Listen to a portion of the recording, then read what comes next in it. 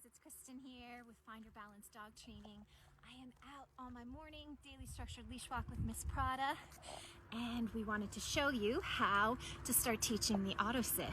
So like all of our obedience commands, we want to start using leash communication first. So we're going to use leash and prong to teach the dog how to sit when we stop walking. And then once the dog has the idea by leash communication, then we're going to layer our remote collar over top of that. So what I'm going to do here in a moment is I'm just going to stop walking, and then I'm going to take some gentle upward leash guidance, so like a very gentle pull upward on the leash as I say sit. If the dog doesn't sit, I can then use the tops of my toes to gently guide her bum to the ground. As soon as the dog's bum hits the ground, that's when we want to relax our leash, remove our downward guidance on the dog's bum.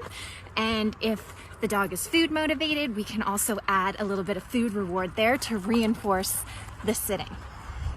So I'll show you what we got here. Sit. Good. Well done, Prada. Heel.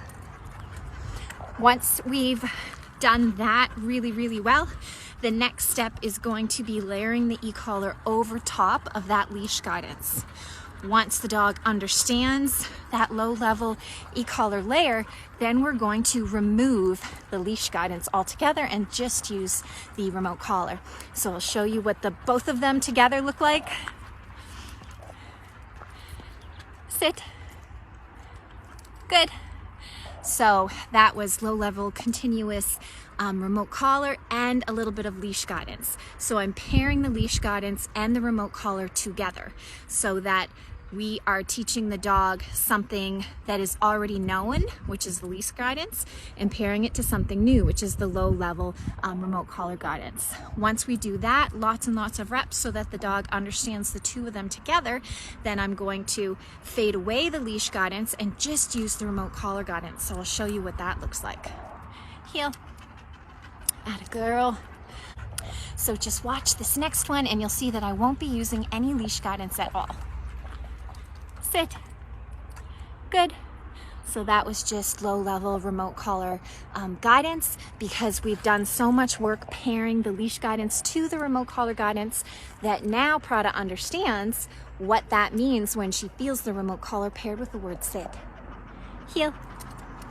So what I see happening so often when people try to do this stuff on their own is they get the remote collar, but the dog doesn't know any obedience commands on leash first. So they put the remote collar on the dog and they start tapping away on the remote collar. And because there is no context, there is no foundation work, the dog doesn't understand what it means. So this is a great example when you guys hear me talking about the tool will not train the dog. The training approach trains the dog. This is exactly what I mean.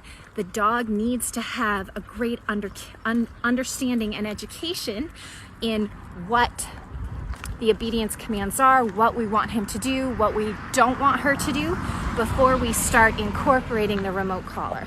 And we want to use our remote collar, as always, as a communication tool, a guidance tool, guiding our dog into success so that they clearly understand what we want and what we don't want, and so that we handlers are giving our dogs lots of proactive communication and help.